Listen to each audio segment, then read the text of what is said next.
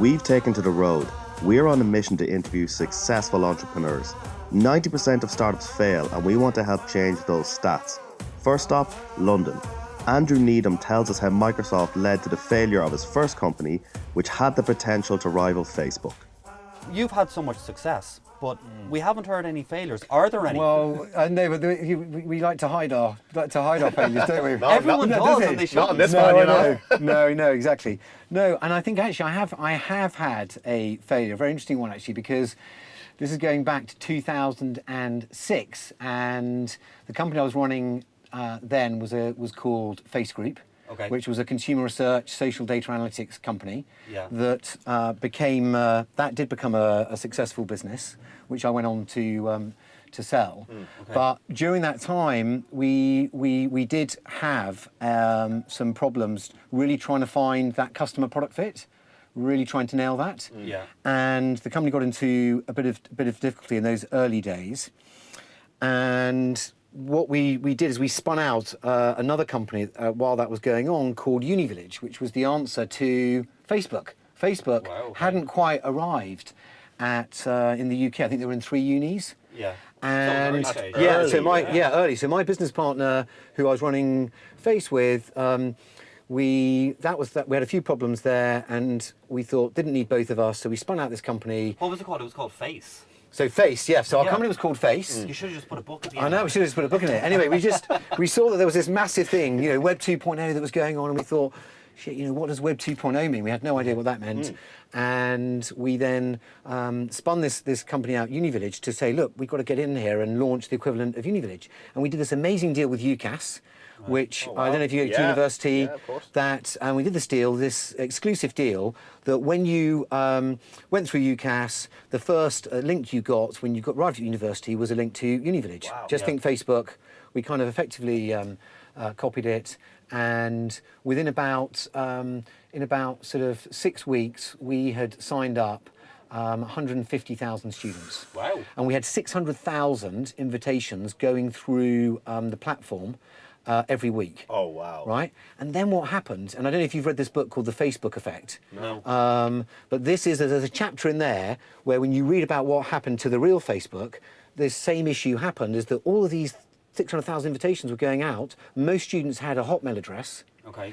And owned by Microsoft, and Microsoft just said, well, you're spam. We're just going to blackball you. Oh, no. So we literally, they literally just turned off, those invitations were going into spam. When did you realise so this was happening? So it was me sending an invitation to say, come and join UniVillage. Yeah.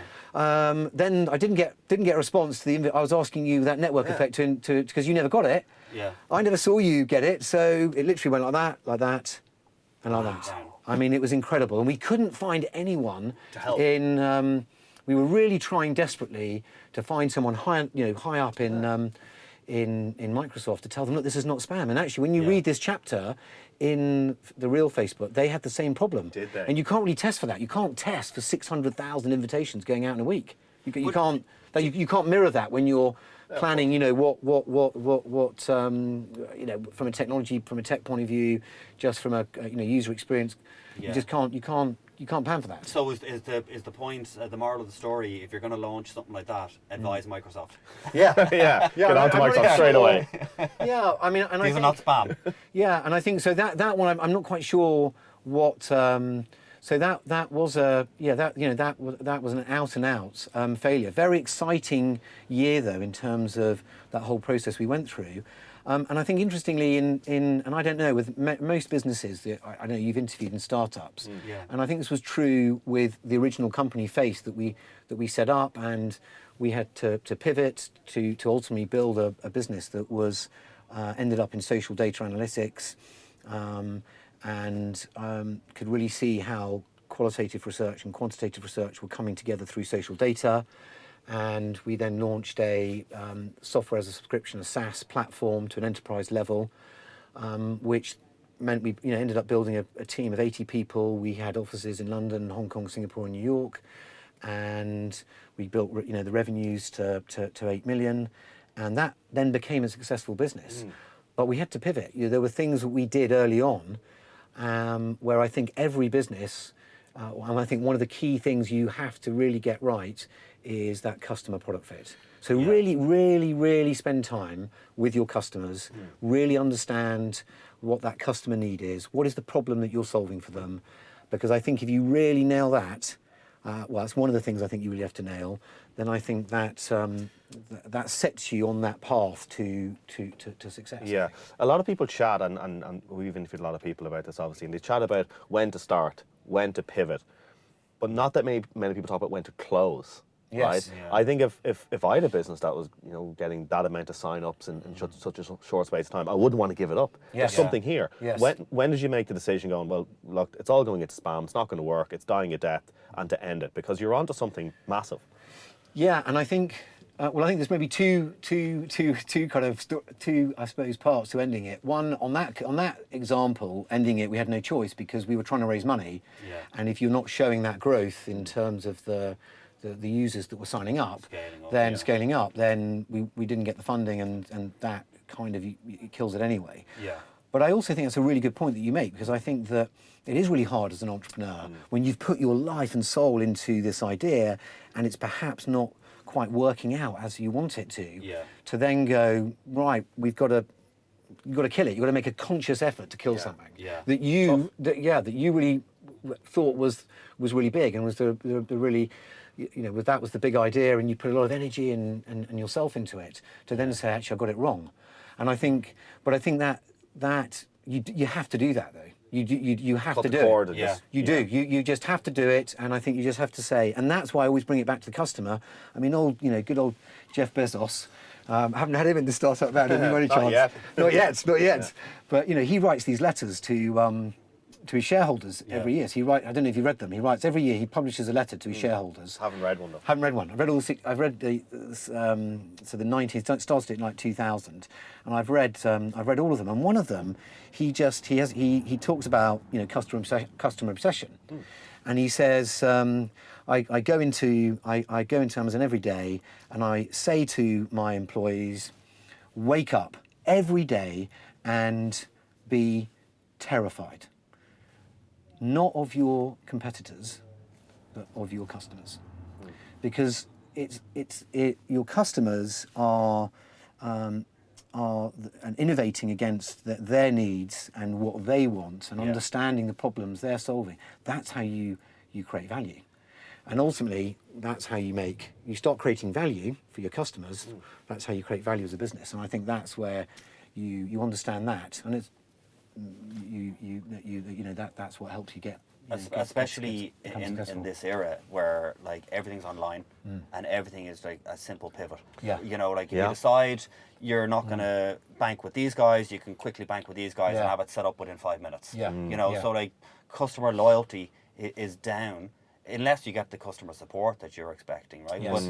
But if someone lets you down, or if a company lets you down, you can easily jump ship. You can.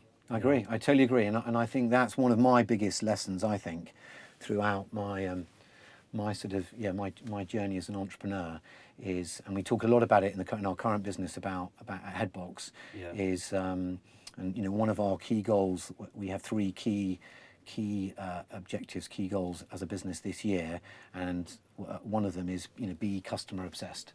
Right. Okay. And I think that and that is. And there are a lot of metrics then you can measure yourself against what that means. Yeah. But I think that I never want to lose sight of that from my previous experiences. Yeah, it's interesting. You weren't in the space before Headbox. You weren't in that game before you started. No. A lot of people are wary, and a lot of people say do something you know. Yes. Do you think there's something special about going into a space that you actually weren't all that familiar with? Is it a blank canvas? Do you all start from scratch? Yeah. No, I think that's a really good question, and I think that when you're going into a different space, I think there's some benefits of looking from the outside into a world that you don't know much about. And I think what was interesting about the events industry is, as an outsider coming into that space, I could see that there was no technology. There was very little IP, very little technology. A lot of the processes that are involved in booking an event space, finding one, booking it and paying for it, was very manual, very inefficient, very time consuming. So I think as an outsider looking in, I could see that. For those people in the industry, they're just doing it the same old way because that's the way they've always done it. Yeah. So I think there's some real benefits of that. I think I suppose the downside of that is then you do have to learn quickly, and that's why I think bring it back to. I know I keep banging about the customer, but bring it back to the customer because I think they will tell you if you really listen to them, that will tell you. I think where you're coming from is a good point, and I think where you can come in from another industry. And you say, well, it's very different. But there are similarities. So when I look at what I was doing in the consumer research industry, I was focused on B2B. I was focused on the B2B market, not on B2C.